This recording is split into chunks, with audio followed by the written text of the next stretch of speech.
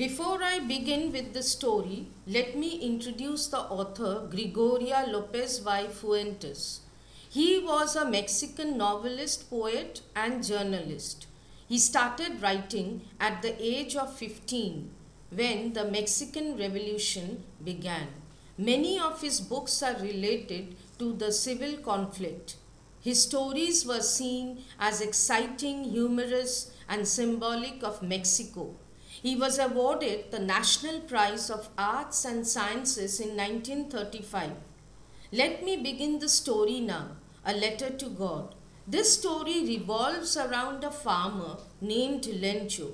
His robust and unwavering belief in the Almighty made him write a letter to God.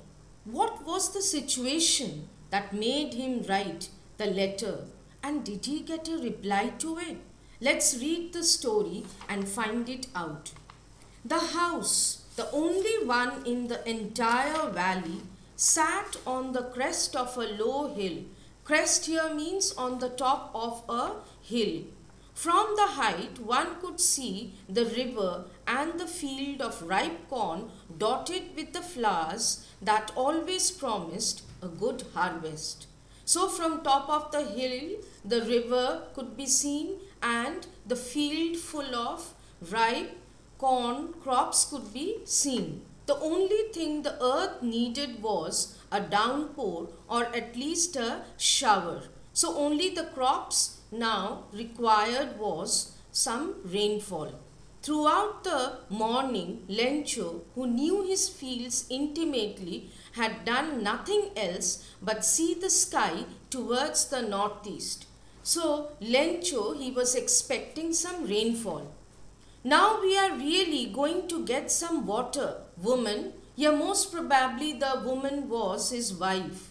The woman who was preparing supper replied, "Yes, God willing." So she said that if God wants, then it would obviously rain.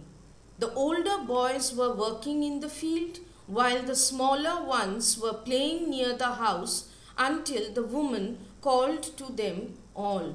So the elderly children were working in the field and the smaller children were playing around. And when the woman finished her cooking, she called them all for dinner. Come on, it was during the meal that, just as Lencho had predicted, big drops of rain began to fall. In the northeast, huge mountains of clouds could be seen approaching. The air was fresh and sweet. So the air was cool and the sweet smell of the earth could be felt. The man went out for no other reason than to have pleasure of feeling the rain on his body. And when he returned, he exclaimed, "These aren't raindrops falling from the sky. They are new coins. The big drops are 10-cent pieces and the little ones are fives."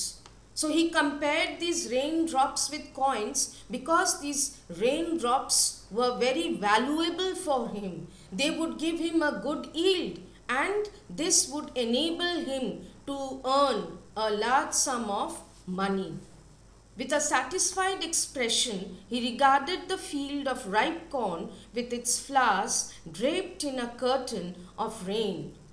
He imagined his field covered, draped means here covered, with rain water.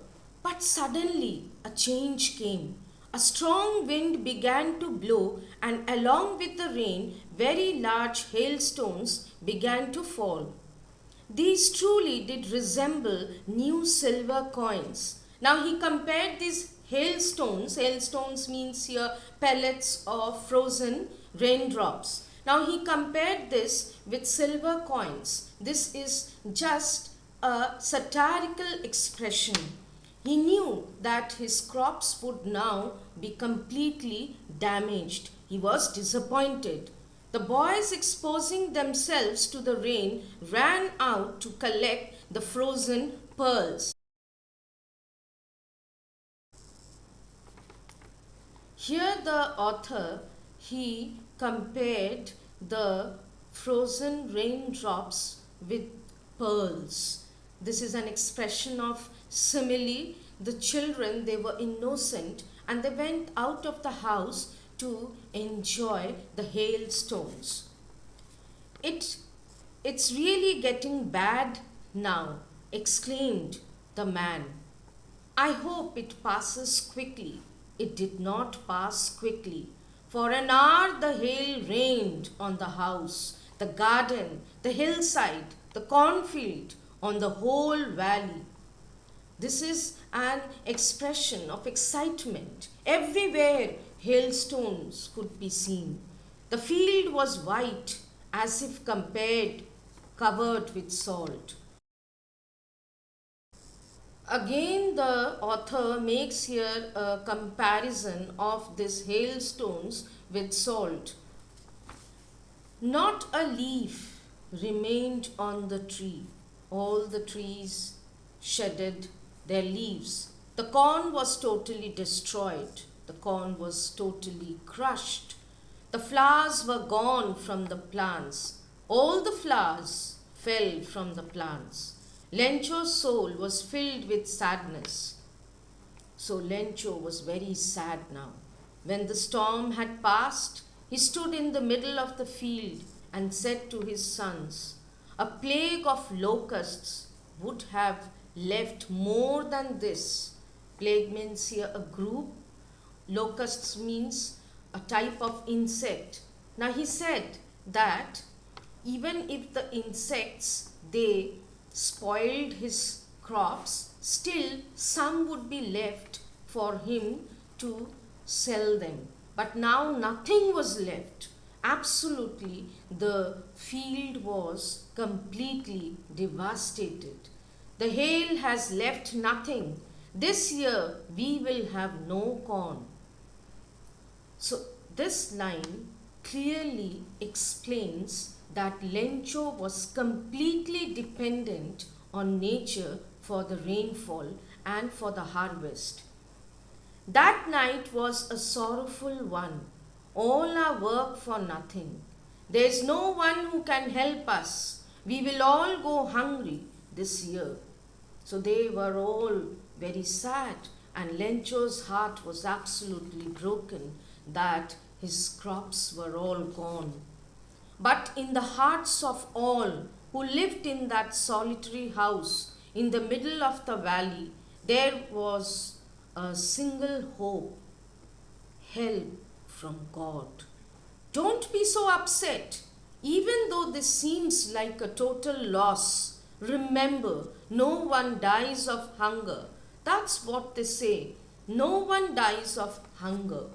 So he was trying to support his family. He was trying to give hope to his family, though he himself was very troubled. All through the night, Lencho thought only of his one hope, the help of God, whose eyes, as he had been instructed, see everything, even what is deep in one's conscience. Now, when Lencho, he was a child, he was taught that God could see everything, even what was going on in a man's mind, that could be seen by God. And even God could penetrate and see deep what was there in one's conscience. Lencho was an ox of a man, working like an animal in the fields, but still he knew how to write. Lencho, he worked very hard in the field, but he knew how to read and write. The following Sunday at daybreak, he began to write a letter which he himself would carry to town and place in the mail. It was nothing less than a letter to God.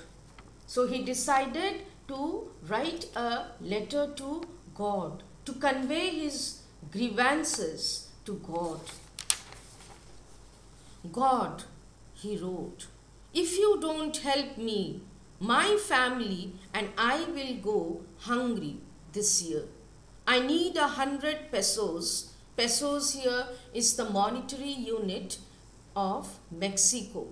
in order to sow my field again and to live until the crop comes, because the hailstorm, and so on. He wrote to God on the envelope, put the letter inside, and still troubled, went to town.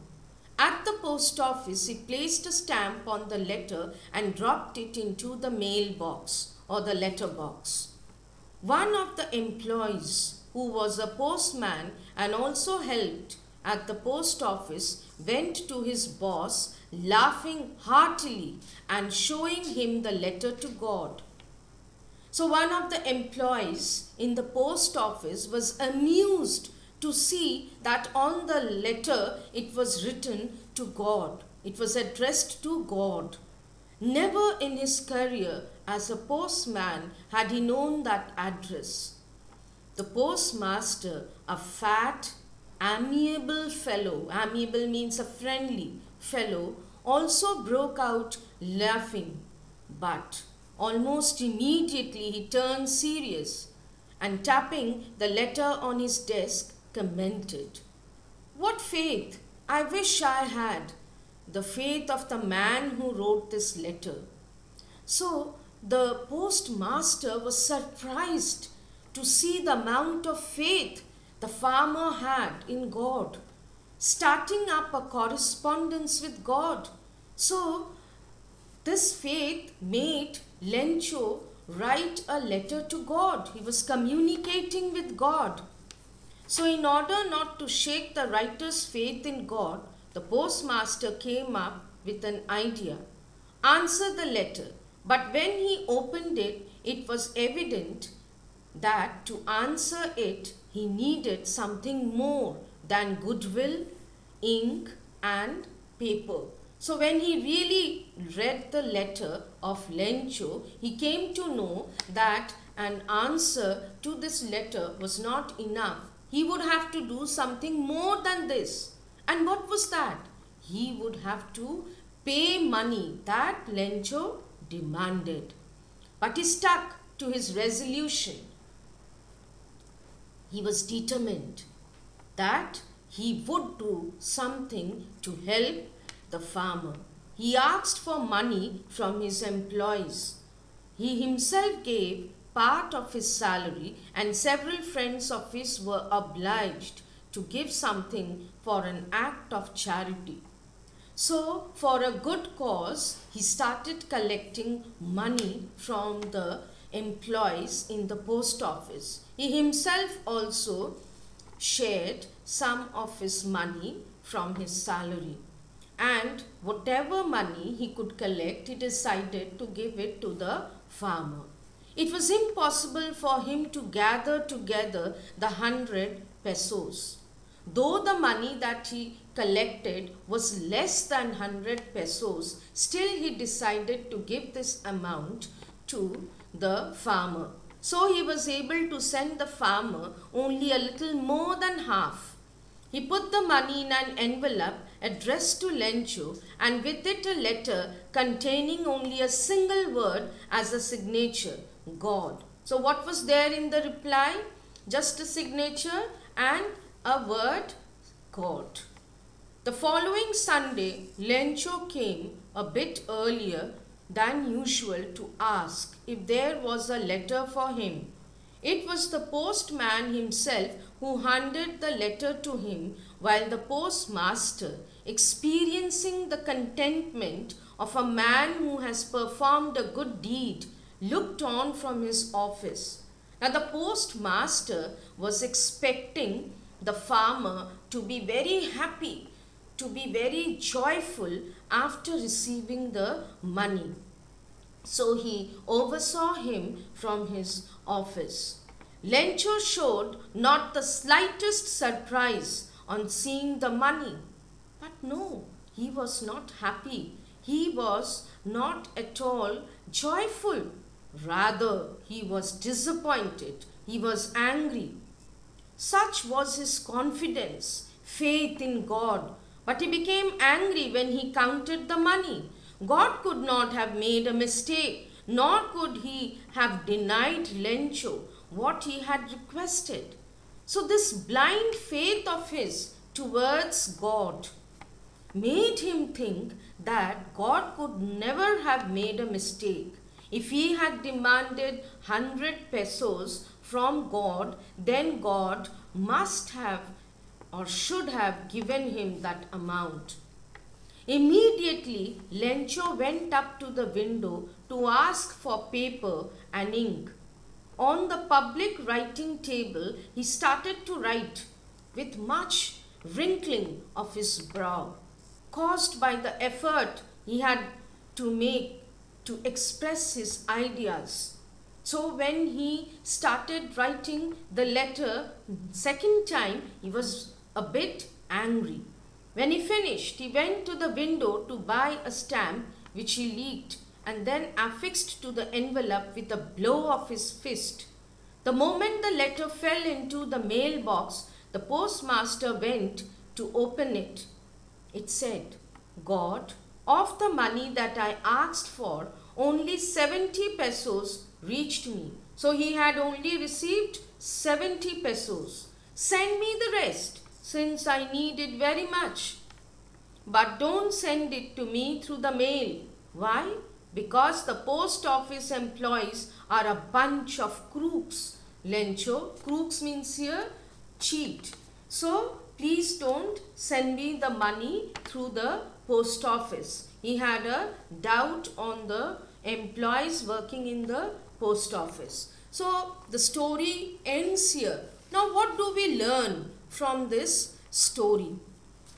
It highlights immense power in man's innocent faith in God. It teaches us that if man has childlike faith in God, he can accomplish anything considered impossible. His faith towards God was immense. In this story, Lencho has been portrayed as a deeply spiritual man. He wrote another letter to God asking him to send 30 more pesos. It's an indirect appeal to God to send the money through some other means. At the same time, we can say that Lencho was not a practical man.